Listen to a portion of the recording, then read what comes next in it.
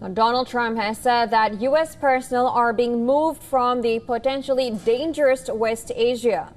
And this is amid faltering nuclear talks with Iran and growing fears of a regional conflict yet again. They are being moved out because it could be a dangerous place, and we'll see what happens. But they are being, we've given notice to move out, and we'll see what happens. Now, this after U.S. officials said that staff levels at the embassy in Iraq are being reduced over security concerns, while there were reports that personnel were also being moved from Kuwait and Bahrain. The United States has multiple bases in West Asia, with the largest located in Qatar. A U.S. official said that Defense Secretary Pete Hegseth authorized the voluntary departure of military dependents from locations across West Asia, as Washington is on high alert in anticipation of a potential Israeli strike on Iran. Now, amid the escalating tensions, the UK maritime trade operations run by the British Navy also advised ships to use caution while passing through the Gulf of Oman, and the Straits of Hormuz. The decision to move U.S. personnel from West Asia comes after Iran threatened to target U.S. bases across Middle East if the conflict breaks out. However, Trump reiterated that he would not allow Iran to have a nuclear weapon.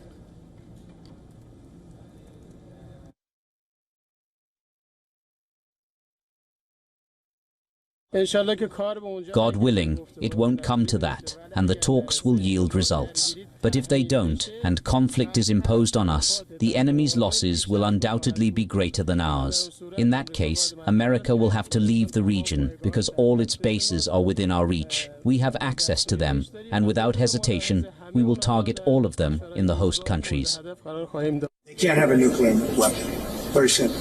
They can't have a nuclear weapon. We're not going to allow that.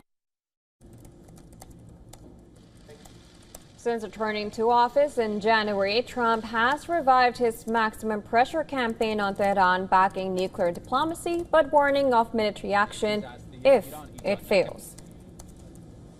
Tehran and Washington have held 5 rounds of talks since April to thrash out a new nuclear deal to replace the 2015 accord that Trump abandoned during his first term in 2018. Now, these two sides were due to meet again in the coming days, and the U.S. president says that he pressed Israeli Prime Minister Netanyahu to hold off striking Iran's nuclear facilities to give the talks a chance, but has increasingly signaled that he is losing patience. Meanwhile, Iran's nuclear chief, Mohammad Escalating, called the International Atomic Energy Report on the country's nuclear program a blatant lie. The IAEA said last month that Iran carried out secret nuclear activities with material not declared to the UN nuclear watchdog at 3 locations that have long been under investigation.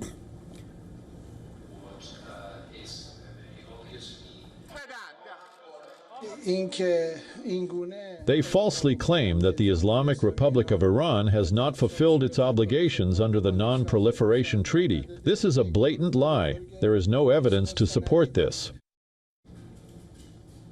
And to discuss more, we are now being joined by Colonel David Beatus-Forches from Washington, D.C. He is a professor at Near East South Asia Center for Strategic Studies, National Defense University.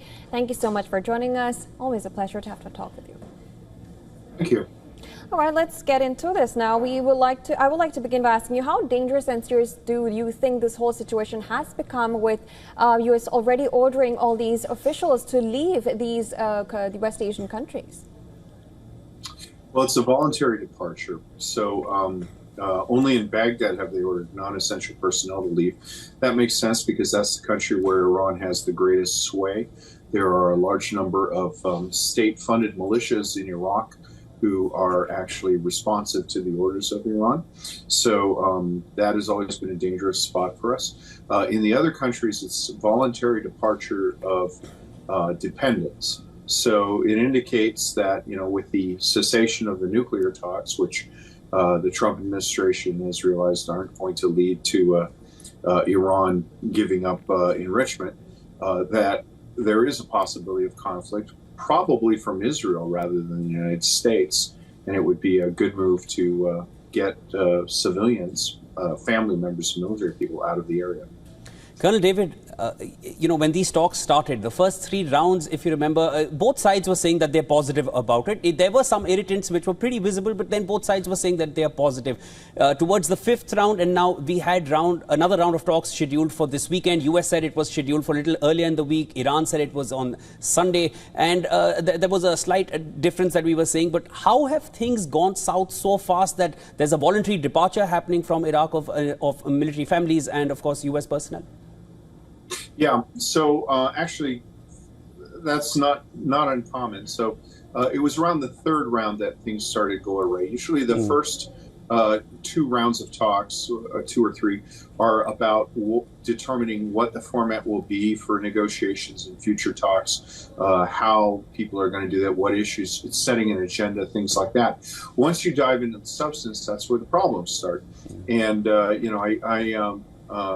had spoken with many Iranians during this period, and they all said that, well, we have these red lines, and the red lines that the Iranians have claimed are incompatible with the U.S. aims in entering the talks. So it was inevitable that it would crash out sooner or later.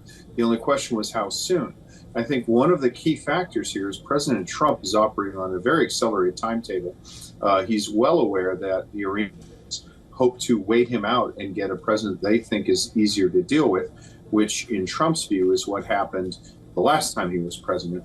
So President Trump, I believe, had a limited time for these negotiations to take effect, and then said, okay, we're going to, see what the Israelis can do and then maybe do something ourselves. Understood. And Colonel, would that mean that the talks which were upcoming in just a matter of a few more days, are they stalled now? Are these talks over?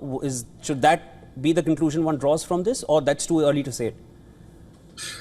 It's too early to say. There's 2 possibilities. So one possibility is that having hit an impasse, these steps are being taken to show Iran that we're serious and that they better make some concessions. They've asserted a number of inviolatable principles, but a principle is only inviolatable until you have enough pressure and tension on you that, abandoning that is in your best interest. The other possibility is that this final meeting will just be say, okay, I'm sorry this didn't work out, and when we've done what we're going to do, you can come back and we'll start from a different baseline. Right, and I also want to ask you now, all these families and basically civilians, and you said these are voluntary, but these are like people evacuating from West Asia. Will that in any way impact US's influence in any manner in West Asian region with their all these evacuations going on? It has the possibility of doing so, because what it does is it implies that countries which are dependent on foreign investment are not safe, foreign investment and civilian trade. But the other main driver in these countries is tourism. And given that it's June, we're kind of into the period when tourists don't really go to the Gulf. So the 2 countries that had the civilian departures, Kuwait and Bahrain, they are usually too hot for tourism this time of year. So I think the damage will be limited. And I think both of these countries, particularly Bahrain, is very, very wary of Iran and probably supports the effort here. Colonel David, always a pleasure speaking with you. You've shed light on what may possibly happen as of now. Too early to call off the talks. We'll need to wait and watch what goes on between US and Iran. There's no official statement yet on what happens in the coming weekend, so we'll wait for that. Thank you so much for joining us. Always a pleasure speaking with you. It's an honor. Thank you.